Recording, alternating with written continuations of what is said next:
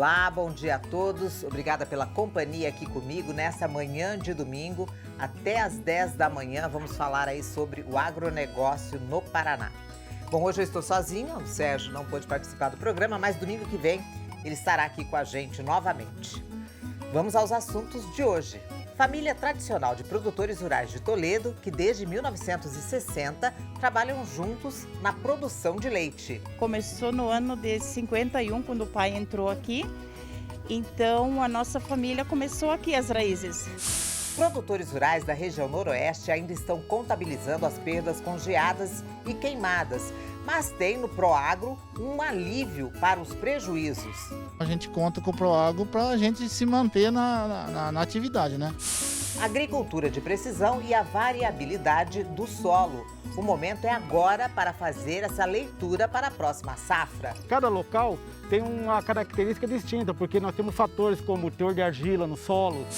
Áreas verdes dentro dos espaços urbanos viraram tendência nas construções e decorações. O painel ele veio com essa função, principalmente, onde você consegue ter um maciço vegetal, que vamos colocar assim, que na parte horizontal você não conseguiria. O presidente do Sistema FAEP fala qual a posição da federação sobre os manifestos previstos para 7 de setembro. A posição da federação é pela legalidade, não adianta nós querer fazer confronto entre os poderes.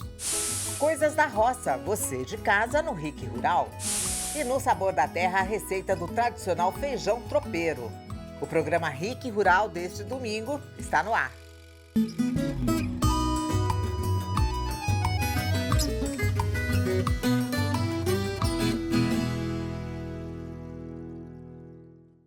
O RIC Rural desse domingo começa mostrando a família Weber, que chegou em Toledo em 1960. Desde lá, a propriedade da família é fonte de renda e produção de alimentos. O carro-chefe é a produção leiteira.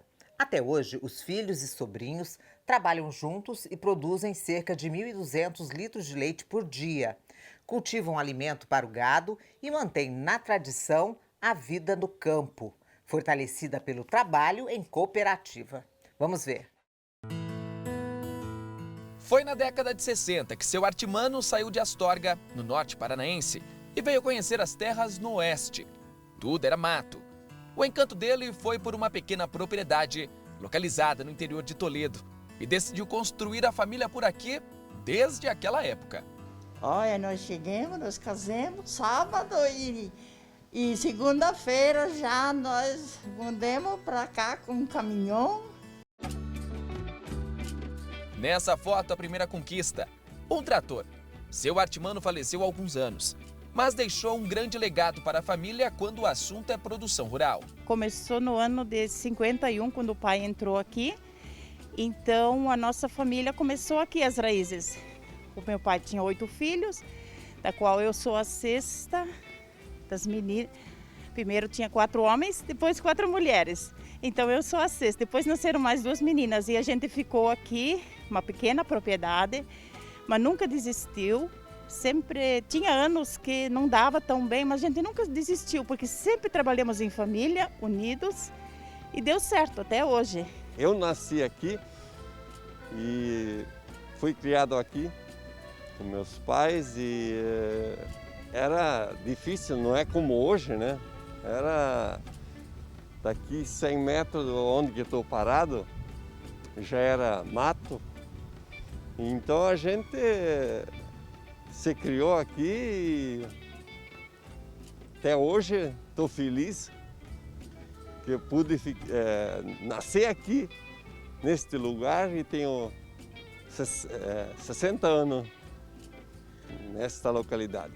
Os filhos Ebert e Edith nunca pensaram em sair da propriedade. O objetivo sempre foi permanecer e dar continuidade no trabalho. Meu pai começou de lavoura, daí só era plantar trigo, milho e soja. E depois, aos poucos, daí a gente começou com leite. E daí nós tínhamos usando aviário de postura, daí não deu certo, desistimos. Depois construímos aviário de corte. Entre todas as produções, o forte aqui é o leite. A gente partiu para a vaca leiteira, que já faz 40 anos, mais ou menos. A gente começou com poucos litros de leite e poucas vaquinhas, mas ao tempo foi se desenvolvendo a área leiteira e agora chegamos num patamar de umas 60 vacas, 64 vacas, e estou muito contente com isso e o futuro vai ser mais ainda. A produção começou pequena, mas os anos foram se passando e a família foi ganhando experiência. Hoje, inclusive, o número de vacas já é bem maior, mais de 60. Quase 50 delas produzindo leite. São mais de 1.200 litros de leite produzidos por dia. A primeira etapa começa bem cedo, 4h45 da manhã. No fim da tarde, mais uma vez o trabalho se repete. E a verdade é que as vacas elas já sabem toda a rotina delas, elas já sabem tudo certinho o que tem que fazer? Umas sabem certinho, mas umas são meio teimosas, elas não querem entrar ainda.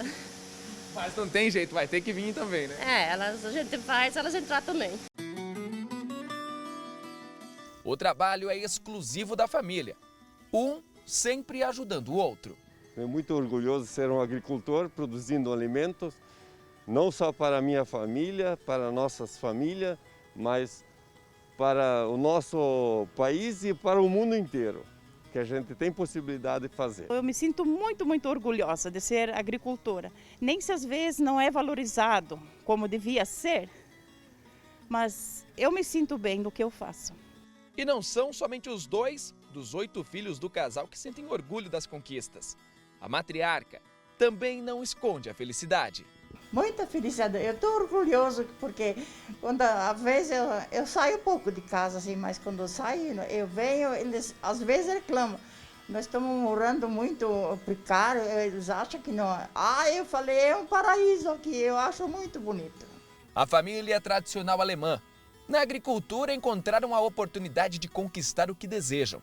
No idioma natural dos Webers, o orgulho de quem viu tudo crescer e hoje é encantada pelo que a agricultura e a produção proporcionaram a eles. Ich bin froh, dass ich eine Bauerin bin und alle meine Kinder bei mir habe. Bom, e você vai ver agora que produtores rurais da região de Maringá ainda estão contabilizando prejuízos das geadas e das queimadas. Mas o que muitos ainda não sabem é que podem contar com o Proagro, que funciona como uma espécie de seguro emergencial. Vejam só. Um ano inteiro de trabalho perdido. Ao ver a plantação de bananas totalmente destruída por causa da geada, o seu Nilson fica desolado com o tamanho do prejuízo. A colheita de banana é um ciclo, é de ano a ano, né? Então é um ano perdido, né? É um ano, vamos dizer assim, sem renda, sem lucro, sem nada, né? Porque não tem o que se fazer, né? Mas a situação poderia ser bem pior. Se ele não tivesse o Proagro, que é uma espécie de seguro, ele estaria bem mais endividado. Teria até que vender outras propriedades para conseguir pagar o financiamento que fez para manter essa plantação. O Proagro é o seguro que a gente tem, né? É o que a gente conta na hora de um sinistro desse, né? Então a gente conta com o Proagro para a gente se manter na atividade, né? Porque se nós não tivermos uma ajuda do Proagro, alguma coisa assim, um seguro, alguma coisa assim, fica inviável a gente ficar na propriedade, né? Que se a gente, todas as vezes que levar esse prejuízo, não tiver um amparo, o agricultor não aguenta, né? E quem vê esses cachos de banana até pode pensar que deu para salvar alguma coisa. Mas, infelizmente, nada do que está aqui poderá ser vendido. Desse ponto, é possível ver melhor o tamanho do estrago provocado na plantação de bananas do seu Nilson. E assim como ele, muitos produtores rurais estão sofrendo muito com geadas e secas. E ainda não sabem que podem contar com essa iniciativa do governo federal, que ajuda muitos produtores familiares a pagarem o financiamento. Uma alternativa rápida e mais barata diante de um prejuízo como esse. O Paulo é o engenheiro agrônomo responsável pelas avaliações das plantações. Ele contabiliza o valor das perdas e explica como o agricultor pode participar desse programa, que tem como objetivo incentivar a categoria a se manter nesse ramo de atividade, mesmo em meio à crise. Todos os produtores familiares podem recorrer ao Proagro, dependendo da cultura. No caso da banana, ele tem Proagro e o produtor está se utilizando desse artifício, porque ele acaba tendo um auxílio que ajuda ele Como ele não tem produção, não vai ter receita, e ele teria que pagar o banco, nesse caso o Proagro, em cima do valor financiado dele, pode até pagar tudo ou em partes do valor que ele pegou junto ao banco. E esse recurso pode ser solicitado no banco mesmo. O Proagro, dependendo da cultura, ele tem que ver se está no Manual de Crédito Rural e ele vai procurar o banco através do seu seguro e ele paga uma porcentagem em cima para ter o seguro rural, que é chamado de Proagro, que atende o agricultor familiar. Mesmo com tantas perdas, o seu Nilson segue em frente. O próximo passo agora é limpar o terreno e deixar tudo pronto para a próxima safra. E até para isso, ele já está amparado financeiramente. Vamos começar do zero, né? Limpar toda essa área, derrubar o que tem que derrubar e estercar tudo de novo essa lavoura e esperar até chegar a época certa de voltar a colher de novo, né? A gente vai ter prejuízo, mas é menos, né? A gente tem um amparo do Proagro, né? E os preços do café voltaram a subir no Paraná. Vamos às cotações. O café em coco, R$ 15,80 o quilo. A saca do café beneficiado, R$ 950. Preços no Paraná. O arroz, R$ 110 a saca média estadual. O feijão carioca, R$ 300 a saca. E o feijão preto, R$ 280 a saca no estado. Bom, agora nós vamos para um rápido intervalo e voltamos falando de agricultura de precisão e a variabilidade do solo. E também áreas verdes dentro dos espaços urbanos que viraram aí tendência nas construções e decorações.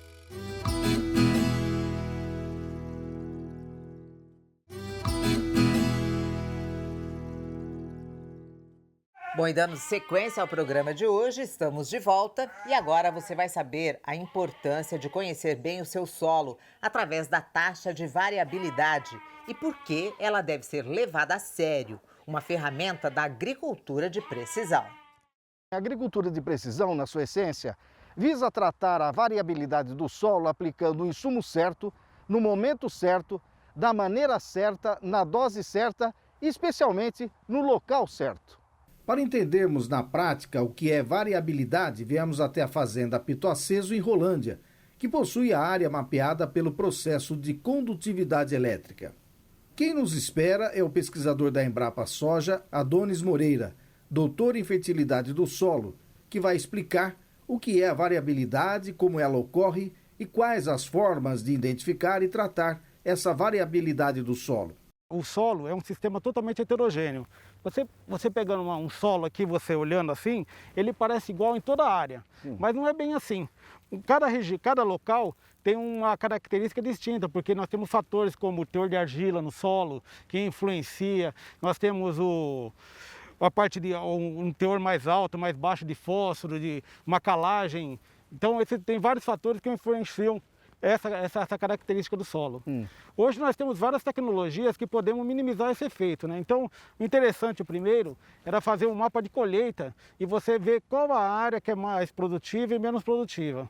E a partir disso, nós poderíamos fazer primeiro uma amostragem de solo, para a parte textural, para ver, porque normalmente o solo mais argiloso, ele tem maior capacidade, normalmente não, ele tem maior capacidade de reter água, tem maior capacidade de troca de cátions, então é um solo texturalmente mais vivo, né? Então, é bom primeiro a gente avaliar esse tipo de solo e posteriormente ver a análise química do solo. Então você vê um mapa de acidez do solo, tem uma região que pode ser ácida, menos ácida.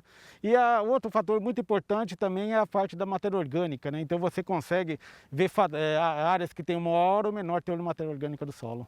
Isso que é a variabilidade? Isso que é a variabilidade no conceito da fertilidade do solo. Porque como se você for para o lado da planta, existe mais de 50 fatores que influenciam a produtividade. Um exemplo que eu posso te dar é que um lugar que é mais quente, a planta, à noite, ela respira mais. Então ela absorve mais fotoassimilados, então ela produz menos energia e diminuindo a produtividade. Então regiões mais altas, como a gente vê naturalmente, são regiões mais produtivas que regiões mais baixas e mais quentes. Nós estamos numa área aqui com uma palhada muito bonita, de trigo, não se vê nem mato nem nada. Que influência tem essa palhada nessa variabilidade? Essa palhada é fundamental, Porque quanto maior o volume de palhada, maior será a disponibilidade de nutrientes durante todo o ciclo da cultura. Porque a palhada vai mineralizando com o tempo, então como nós temos uma soja na faixa de 120 dias de cultura, então você tem um nutriente que vai sendo disponibilizado pela matéria orgânica durante praticamente todo o ciclo da cultura. Então, quer dizer, quanto maior volume de matéria orgânica, melhor será a qualidade do solo. E essa umidade que você mostrou para nós agora, né? Isso é fantástico, porque a maioria dos nutrientes são absorvidos por fluxo de massa. Então precisam de água para a planta absorver. Então sem água a planta não absorve nutriente. O pesquisador da Embrapa explica ainda o que a pesquisa recomenda depois de identificadas as variabilidades do solo, qual é o foco do produtor e o que é possível manejar em cada talhão da área onde vai ser plantada a lavoura. Esses últimos anos a agricultura evoluiu muito. Ela evoluiu demais. Então hoje o produtor ele tem que pensar desde a escolha da semente até a venda do produto. Então tem essa inteligência artificial e dentro dessa inteligência artificial que hoje virou agricultura, nós temos um manejo que chama agricultura de precisão. A agricultura de precisão, ela envolve você conseguir, de uma forma adequada, você aplicar um fertilizante na quantidade certa, no local certo e no momento certo. Então nós podemos trabalhar com uma calagem mais bem feita, economizando recursos para o produtor, né? O produtor ele tem uma economia de recursos, porque ele há anos atrás ele fazia uma amostragem aleatória e aplicava uma quantidade fixa de calcário ou de fertilizantes. Hoje não, ele tem uma taxa variável que ele muda. Numa região ele pode nem necessitar da aplicação de calcário ou num fertilizante porque já está numa condição adequada. Mas isso sozinho não é só justo, ele precisa fazer um mapa de colheita, porque o mapa de colheita é a resposta daquela eficiência de aplicação de fertilizante que ele fez em taxa variável. Nós temos várias técnicas de utilização, como a utilização da condutividade elétrica, você tem para ver o nível de matéria orgânica, nós temos uns trabalhos mostrando que a atividade da microbiota do solo, como a atividade da beta-glucosidase, da sulfatase. Então tem várias técnicas hoje que estão sendo envolvidas para você aumentar a produtividade no menor custo de produção e menor dano ambiental. Na mesma área? Na mesma área. Para ver tudo isso na prática, como a agricultura de precisão está mudando o modo de aumentar a produtividade na lavoura, seja num solo fraco ou rico em nutrientes, viemos conhecer o jovem agricultor Fabrício Maestrello, que produz soja e milho em 220 alqueires no município de Paranacite, região onde predomina o solo arenito-caiuá, tendo no máximo 30% de argila na sua composição. Nas áreas onde o Fabrício tem lavoura, a produtividade média da soja é de 120 sacas por alqueire e de milho, 180 sacas por alqueire. Mas essa baixa produtividade média do Fabrício começa a mudar. Ele está iniciando na agricultura de precisão e investindo pesado nessa tecnologia. E acredita que essa é a forma de aumentar sua produtividade e explorar ao máximo o potencial da sua terra. O Fabrício começou a trabalhar com agricultura de precisão há 1 ano. E agora, com os mapas de produtividade que seus equipamentos emitem, essa área em que estamos vai ser plantado soja de acordo com os dados informados através da leitura do solo feita pela máquina. Também foram identificadas as zonas de manejo e aplicado calcário de acordo com as necessidades de cada zona. Toda essa operação é em busca de maior produtividade. Mas o que de fato chamou a atenção? O que fez o produtor investir e acreditar na agricultura de precisão? São as estatísticas que essas ferramentas nos dão. Por exemplo, muitas vezes lá de casa o pessoal está fazendo a aplicação de calcário. E tem a legenda, por exemplo, eles estão jogando lá 600 quilos por hectare. E normalmente eu estou acompanhando. Esses dias eu peguei mesmo, por exemplo, um funcionário que ele apertou lá, de repente, uma tecla sem querer e de 600 caiu para 200 quilos por hectare. Eu automaticamente já liguei para o operador e falei, ó, você diminuiu a quantidade de calcário que você estava jogando. E ele já voltou para a quantidade certa. Então são essas ferramentas que de longe, não precisa estar em loco a gente vai fazendo esses monitoramentos. E a gente vai fechando o cerco para diminuir erros. A gente vê que o mapa de produtividade, junto com a taxa variável, ele te dá uma radiografia do solo. Como é que estava teu solo e como é que você via ele? Ô Sérgio, meu solo ele era todo desequilibrado, porque igual eu te falei, onde eu jogava 3 toneladas de adubo ou de calcário de cima e embaixo. E hoje eu doso, eu jogo aonde tem que jogar a quantidade certa. Então a gente dá a comida para o solo na quantidade que ele realmente precisa, você entendeu? O produtor lembra também que o mapa de produtividade gerado pela máquina mostra exatamente como está o desempenho da lavoura e do solo, além de novas ferramentas tecnológicas como NDVI e condutividade elétrica. Para saber mais sobre NDVI e condutividade elétrica, fomos numa outra área do Fabrício que está sendo mapeada por essas tecnologias, conversar com um especialista em mapeamento da variabilidade espacial de solos agrícolas e criação de manejo de alta precisão. A quantidade elétrica ela é uma tecnologia, não é nova. O uso está começando a ser mais frequente pelos agricultores, né? Ela tem uma relação direta com a variabilidade que o solo traz em termos de textura, principalmente. Então, os técnicos que utilizam dessa ferramenta para fazer o levantamento em campos agrícolas, eles querem identificar onde estão as manchas, principalmente as mudanças espacialmente, né, no terreno de textura, principalmente. Por quê? Porque a quantidade elétrica, geralmente, ela emite um pulso eletromagnético e coleta uma energia que volta do solo, uma onda que volta do solo. E existe uma relação direta entre a intensidade dessa corrente à medida que você tem mais argila no solo.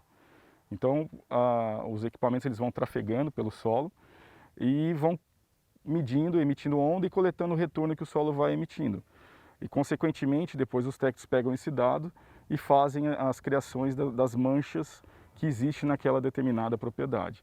A relação dessa mancha para termos agronômicos, principalmente é relacionado com textura e matéria orgânica, estrutura de solo, profundidade, fatores esses fundamentais que vão impactar fortemente na produtividade da lavoura no mesmo talhão.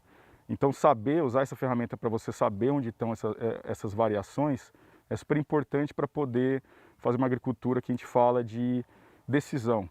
É colocar a dose certa no lugar correto, o material genético correto, no local correto, dentro da sua propriedade. Com isso, a gente pode não estar, muitas vezes, aumentando a produtividade. O agricultor tem uma produtividade alta, um exemplo. Só que ele está gastando mais do que precisa, ele pode estar dando uma dose maior do que o necessário. Então, com isso, você cria tanto a racionalização como o aumento da eficiência da produtividade agrícola em termos de alocação de insumos e outros materiais genéticos, por exemplo, dentro da propriedade.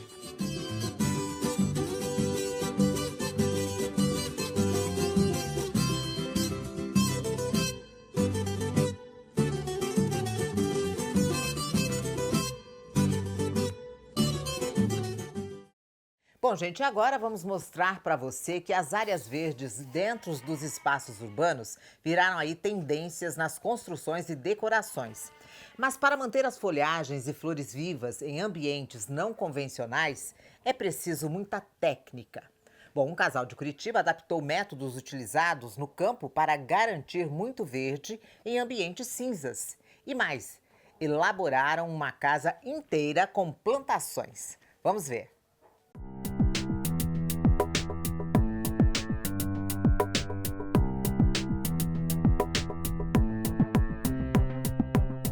Do alto parece apenas um telhado pintado de verde, mas de perto dá pra ver, é grama verdinha, de verdade. Esse é o terraço do casal Leandro e Júlia. A arquiteta que se especializou em paisagismo e o engenheiro agrônomo decidiram juntar o conhecimento deles para dar soluções para pessoas que querem ter mais verde onde moram, mesmo em lugares não convencionais. O painel ele veio com essa função, principalmente, que é onde você consegue ter um maciço vegetal que, vamos colocar assim, que na parte horizontal você não conseguiria. Então você consegue criar essa ideia de vegetação, esse maciço, como se você criasse um bosque, vamos colocar assim, com um espaço reduzido. Ele, na verdade, traz essa expansão que você pode estar numa área privativa, mas ter contato com o externo, que é a parte gratificante. A casa deles foi construída para servir de modelo. Teto, parede, jardim. Os clientes encontram aqui uma ideia para levar para casa ou para o apartamento. A ideia, na verdade, é trazer a vegetação para dentro do espaço e existem várias técnicas para isso. Esse sistema aqui é um sistema modular, onde a gente consegue acoplar ele, fixar ele na parede e ao momento também que você quiser tirar ele, desmontar tudo, você se mudou, quer levar para algum outro lugar, você tem essa facilidade também de levar para outro local. Então, existem plantas de sol, plantas de sombra, plantas de meia sombra, plantas que demandam mais água, plantas que demandam menos água. Então, existe particularidades dentro de cada tipo de espécie. Esse painel que a gente tem aqui atrás são todas plantas voltadas a meia sombra e sombra, quanto a costela de Adão, o asplênio, a samambaia lá em cima. São materiais adaptados para ambientes de meia sombra, por isso que a gente consegue trazer ele para o indoor. Os espaços urbanos verdes são tendência nas construções atuais, mas é preciso saber o que está fazendo para não ter dor de cabeça no futuro. Embaixo da grama, por exemplo, a estrutura especial montada garante segurança e isolamento térmico para casa. Na laje existem 3 camadas de material impermeável e substrato. Quando chove, o terraço verde filtra a água e não sobrecarrega o solo. As plantas estão dentro de casa também e não só em vasos. Na sala, o painel garante uma vegetação de bosque para o ambiente interno. Aqui, o Leandro programa a irrigação das plantas e eles podem viajar tranquilos que o sistema continua funcionando. Toda a irrigação do sistema ela é automatizada, então existem programadores que levam essa água, esse abastecimento para dentro desse sistema modular. Essa aqui é uma das mangueirinhas do sistema de irrigação. É um gotejo que vai gotejando, literalmente gotinhas, dentro de cada módulo. Cada linha tem a sua irrigação. Então, depois de todo esse painel irrigado, essa água ela sai por um sistema de dreno. Esses programadores são programadores americanos que são utilizados a campo, em pivô central, em aspersão, em todos os outros tipos de áreas agrícolas. Então, a gente traz essa leitura do campo para dentro da cidade.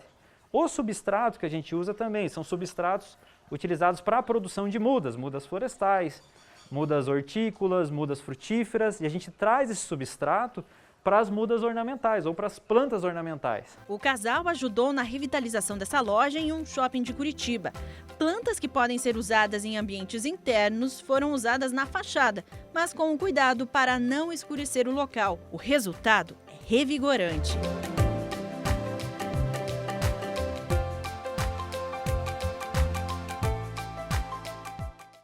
Bom, chegou a hora do Coisas da Roça.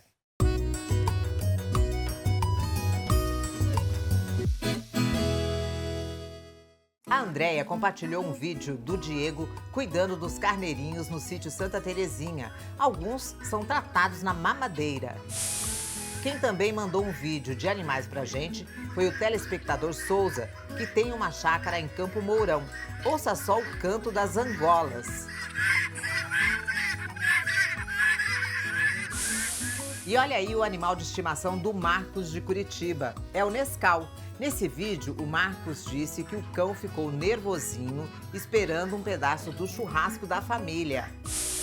Outro animal danado é esse gatinho do José Carlos de Assis Chateaubriand. Ele foi descansar logo em cima da moto dele. A Vildes Coutinho de Curitiba mandou uma foto de um pé de jabuticaba dela todo florido. O João Batista de Oliveira mandou fotos do jardim da casa da mãe dele, a Dona Maria Zocante, em Sarandi. Lindas essas flores, viu, João? A Eunice de Andrade registrou as pequenas Joyce e Júlia nos campos de Camomila, em Mandirituba. O João Celino, de São Jerônimo da Serra, fez algumas fotos dele com o pai, o seu Alziro, no sítio da família. Ele disse que por lá não pode faltar uma bela galinhada. Olha aí esse vídeo que ele mandou do preparo. E encerrando as participações de hoje, veja esse registro de um pôr do sol na região de Maringá. Quem mandou pra gente foi a Thaís, que disse que o clima já esquentou bastante. Mande a sua foto ou vídeo pra gente também. Anote aí o nosso WhatsApp, 44 99855 8787. Estamos esperando a sua participação, não fique de fora não. Bom, e vamos agora aos preços dos grãos que tiveram redução nas cotações aí esta semana. O milho, R$ 90,00 a saca. A soja, R$ 156,00 a saca média estadual. O trigo, R$ 87,00 a saca em várias praças do estado. E a raiz de mandioca, R$ 520,00 a tonelada. Bom, nós vamos para mais um rápido intervalo e voltamos com o presidente do Sistema FAEP falando qual a posição da federação sobre os manifestos previstos para o 7 de setembro. E ainda hoje a receita do tradicional feijão tropeiro, o sabor da terra.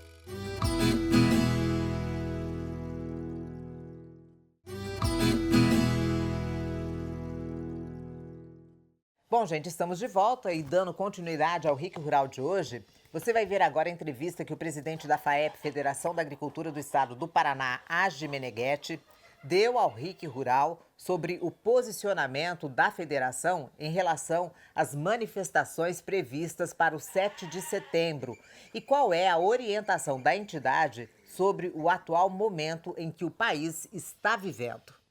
A posição da federação é pela legalidade. Não adianta nós querer fazer confronto entre os poderes e com relação a essa movimentação política programada para 7 de setembro, é uma semana após outra promovida contra o governo federal. A Federação da Agricultura do Estado do Paraná considera que em nada contribuirão para proporcionar a paz ao nosso país e condições que, uma vez vencida a pandemia, voltamos a trabalhar a normalidade, gerando emprego e riqueza. O Brasil não precisa de confronto, mas de entendimento, para que a pessoa se desenvolver dentro dos preceitos democráticos de liberdade de expressão e respeito à Constituição.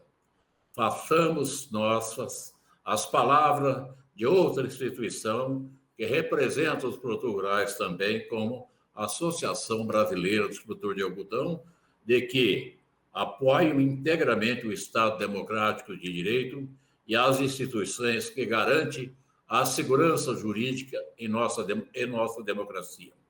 Desejamos que as nossas autoridades e nossas lideranças políticas busquem um consenso para desarmar os espíritos belicosos e recolocar o país e a nossa sociedade nos trilhos da necessária fraternidade e com o objetivo de alcançar a prosperidade e o bem comum, resolvendo parcialmente ou parte das nossas desigualdades sociais.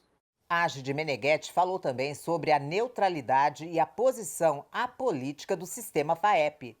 Primeiro, que nós buscamos, que nós não estamos aqui com uma entidade de classe que representa constitucionalmente os nossos produtores rurais para ficar de lado de grupo para cá, grupo para lá. Nós queremos o crescimento, o respeito à nossa Constituição e às leis vigentes. E, por lei, o sistema sindical é reconhecido pela Constituição e, de outro lado, é proibido fazer manifestações políticas partidárias ou apartidárias. Agi de Meneghetti se posicionou também sobre a movimentação de alguns sindicatos rurais para levar produtores às manifestações em Brasília, no dia 7 de setembro. Eu vejo que isso faz parte da democracia, cada um assume a sua responsabilidade pessoalmente com os dirigentes, e eu acho que é um ato político, mas eu prefiro caminhar pelo certo, porque as nossas mudanças que precisar ser feito não vai ser com um movimento, eu rebento, eu faço isso, eu faço aquilo. E sim, pelo Congresso Nacional, pela nossa Constituição e pela nossa liderança, que nós, produtores rurais, somos representados a nível nacional pelos senadores, pelos deputados federais, a nível de Estado, ou pelos nossos deputados estaduais.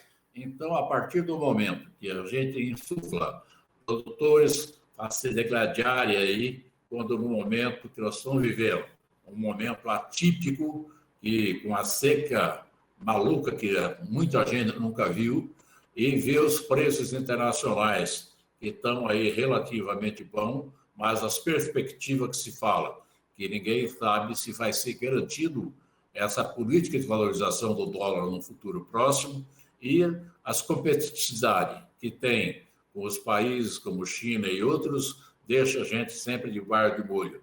Então, nós precisamos trabalhar. E vamos aos preços da carne no Paraná. O suíno, R$ 6,50 o quilo. Vaca gorda, R$ 295,00, média estadual. E o boi gordo, R$ 315,00 a arroba em várias praças do estado. Bom, nós vamos para um rápido intervalo e voltamos já já com a receita do feijão tropeiro, tradicional, no Sabor da Terra.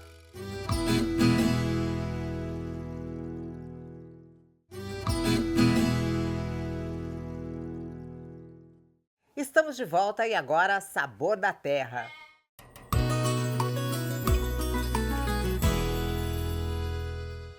Bom, gente, quem vai preparar o nosso prato de hoje é o Patrick. Nós já estamos aqui. O Patrick, vocês lembram, ele já participou com a gente aqui do programa. Ele é um cozinheiro de mão cheia, tem restaurante, né, em Umuarama. Patrick, como é que chama o nosso prato mesmo? O prato de hoje vai ser um feijão tropeiro tradicional. Por que tradicional? Porque ele acrescenta ovo e na maioria dos outros pratos de outras localidades não vai o ovo. Quando você fala tradicional, é o tradicional do tropeirismo, do Rio Grande do Sul, do Paraná? De São Paulo, né? São Paulo? Exatamente. Então tá bom, gente. Vamos, qual que é o primeiro passo? O primeiro passo, eu vou pegar a banha que eu vou usar e fritar os ovos. Os ovos. Então vamos lá. Vamos lá. Aqui nós estamos usando banha, tá? São 120 gramas de banha. Aqui eu vou colocar 5 ovos. 5 ovos inteiros? 5 ovos inteiros. Eu vou deixar com que eles fritem. Eu não gosto de mexê-los, certo? Para eles ficarem com pedacinhos mais inteiros.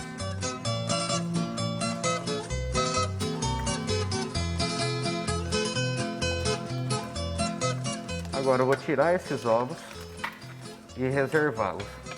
Vou deixar para colocar eles mais para o final da receita.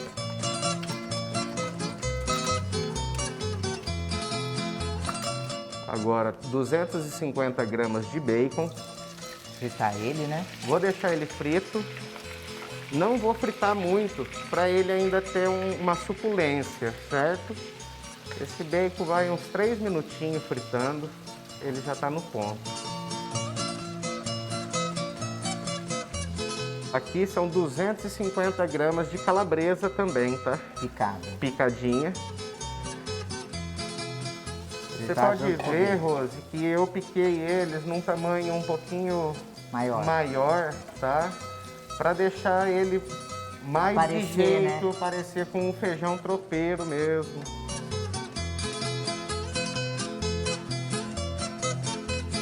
Agora é a cebola. Agora eu vou acrescentar a cebola. Rapidinho, hein, gente? Cortada em cubos também. Certo. Cortada bem grossa, né? Cortada grossa. Ela vai dar uma murchada.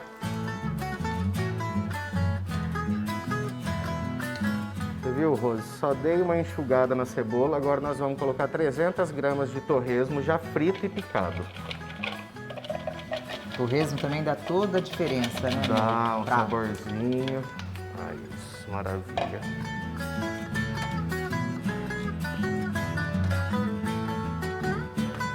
Rose, 500 gramas de feijão já cozido, tá? Esse feijão que eu estou usando, ele é o feijão vermelho bolinha. É muito bom para fazer esse tipo de prato. Aqui eu cortei um maço de couve. Vou colocar metade, dar uma mexida, qualquer coisa eu coloco o restante. Patrick, eu não vi você colocando o sal ainda. Não, eu ponho o sal só para finalizar. Depois que eu coloco a farinha, eu coloco o sal, porque aqui nós temos o bacon, a calabresa, o torresmo, que já são produtos todos salgados, né? Então, para eu não perder a mão, eu prefiro finalizar só com um sal. Já finalizando o nosso prato, só faltando a farinha, eu vou acrescentar o cheiro verde, um maço.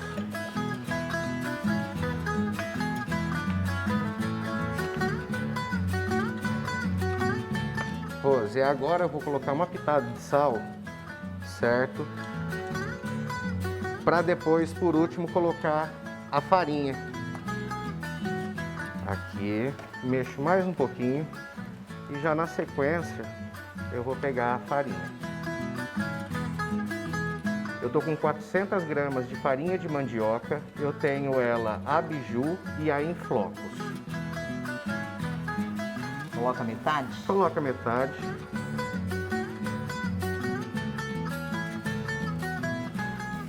Isso, perfeito. Pode colocar o restante. Nele todo. Nele todo, obrigado. Agora nós vamos dar mais uma mexida e já está pronto o nosso prato. Bom, para finalizar agora, eu vou colocar os ovos. Tá? Dar uma cortadinha neles aqui, ó.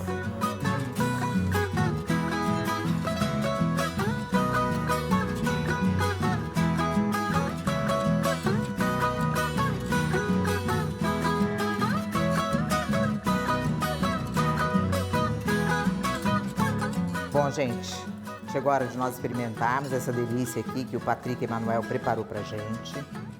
O cheiro está delicioso.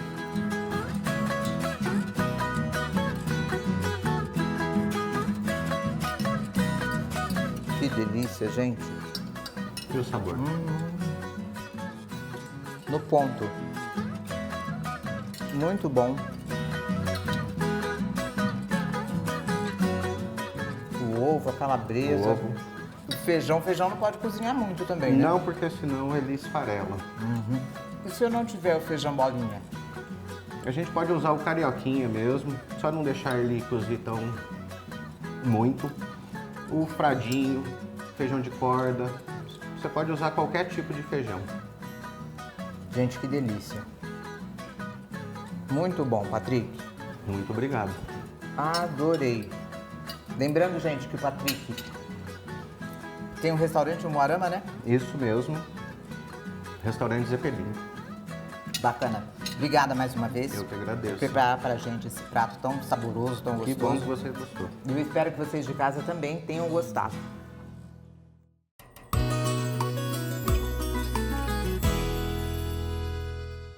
Então, pessoal, gostaram? Garanto para vocês que essa receita é uma delícia. Bom, as receitas e as reportagens mostradas no programa deste domingo você encontra no nosso canal no YouTube, que já tem mais de 230 mil inscritos. youtube.com/RicRural. Se inscreva no nosso canal do YouTube para receber as receitas que mostramos aqui no Sabor da Terra. E não se esqueça de clicar no sininho para ficar sempre atualizado. Bom, hoje nós vamos ficando por aqui. Lembrando que eu estou sozinha porque o Sérgio não pôde participar do programa de hoje, mas domingo que vem ele estará aqui de volta. Obrigada pela companhia e até o próximo domingo que vem, às 9 horas da manhã. Não perde o programa, não.